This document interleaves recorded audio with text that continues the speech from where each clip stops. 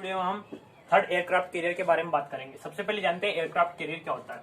Aircraft carrier वो होता है जिससे सी में जो एयरक्राफ्ट होते हैं वो उस पे से टेक ऑफ कर सकते हैं और लैंड कर सकते हैं और वार टाइम में उनका मेंटेनेंस भी किया जा सकता है। इससे एयरक्राफ्ट कैरियर होने से जिस देश के पास भी एयरक्राफ्ट कैरियर होते हैं उसकी नेवल शक्ति बहुत ज्यादा बढ़ जाती है। इंडिया के पास अभी 2 एयरक्राफ्ट कैरियर है। एक फर्स्ट है विक्रमादित्य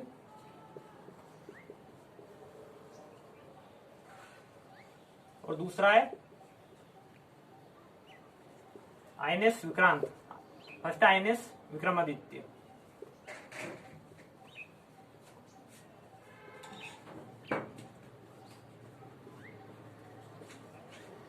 और जो ये आईएनएस विक्रांत है ये अंडर कंस्ट्रक्शन है और ये 2022 तक पूरा हो जाएगा। वैसे इसका 2020 तक पूरा होना था लेकिन ये हो नहीं पाया, तो 2022 तक पूरा हो जाएगा। और जो अब इंडियन नेवी है वो वर्क कर रही है थर्ड एयरक्राफ्ट कैरियर पे, जिसका नाम है विशाल, आईएनएस विशाल। और इसको इंडियन नेवी में 2030 तक शामिल किया जाना है। इससे जो हमारी इंडियन नेवी उसकी क्षमता बहुत ज्यादा बढ़ जाएगी और जो इंडियन ओशन रीजन है उसमें सबसे ज्यादा पावरफुल कंट्री बन जाएगी इंडिया। क्योंकि जो अदर कंट्रीज है जैसे यूके, चाइना, इनके पास 2-2 एयरक्राफ्ट कैरियर है और सबसे ज्यादा एयरक्राफ्ट कैरियर है यूएसए के पास। यूएसए के पास 11 एयरक्राफ्ट कैरियर है जो कि सबसे ज्यादा है। अभी वैसे देखे तो इंडिया के पास सर्विस में सिर्फ एक ही एयरक्राफ्ट कैरियर है, आईएनएस विक्रमादित्य, जो कि 2014 से सर्विस में आया था। जो ये आईएनएस विक्रमादित्य है ये 45,000 टन वजन झेल सकता है और ये around 20 to 24 MiG-29 take off और लैंडिंग करवा सकता है एक साथ में, और अलोंग विथ 10 हेलीकॉप्टर्स। जो ये MiG-29 के ये जो इंडियन आर्मी के हेलीकॉप्टर जो एयरक्राफ्ट है MiG-29 से थोड़ा सा उसमें फीचर्स में अलग है। अब बात करते हैं आईएनएस विराट की। जो आईएनएस विराट है ये पहले से सर्विस में थे लेकिन जो ये ओल्ड हो गए तो इनको सर्विस से हटा दिया है। और जो आईएनएस विशाल है वो भी पहले जो अभी वापस बनाने जा रहे थर्ड एयरक्राफ्ट कैरियर वो भी पहले सर्विस में थे लेकिन इनको अब हटा दिया गया है। और इन एयरक्राफ्ट कैरियर ने जो 1971 वार था उसमें भी बहुत अहम भूमिका निभाई थी जब बांग्लादेश का जो विभाजन हुआ था उस टाइम पे। क्योंकि अगर कोई सब देश को अगर नेवल बेस में अपना दमकम लहराना है तो उसके लिए एयरक्राफ्ट कैरियर की बहुत आवश्यकता पड़ती है। क्योंकि एयरक्राफ्ट कैरियर से बिना लैंड के कहीं पे भी प्लेन एयरक्राफ्ट टेक ऑफ कर सकता है, लैंड कर सकता है और वहीं पे उसकी सर्विस भी हो जाएगी। इसलिए एयरक्राफ्ट कैरियर बहुत जरूरी है।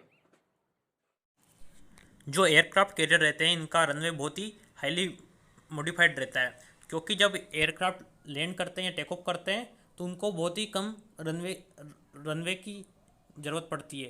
क्योंकि हम एयरक्राफ्ट कैरियर को इतना बड़ा नहीं बना सकते कि 1-2 किलोमीटर लंबा बन जाए, इसलिए वो बहुत ही कम समय में और कम ही जगह में टेक ऑफ करना रहता है। इसलिए इनका जो रनवे होता है एक तरफ से थोड़ा सा जैसे लेफ्ट में दिख रहा है ये ऊंचा कर रखा है, इसीलिए रखते ताकि जल्दी से टेक ऑफ हो जाए एयरक्राफ्ट।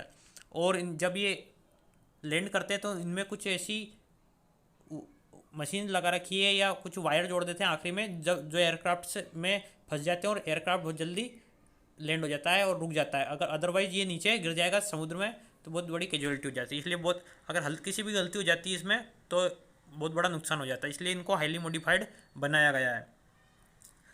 और जो इसमें जो मेनली यूज़ किया जाता है इंडियन नेवी के द्वारा वो है MiG-29K, जो कि इंडियन आर्मी के एयरक्राफ्ट से अलग है।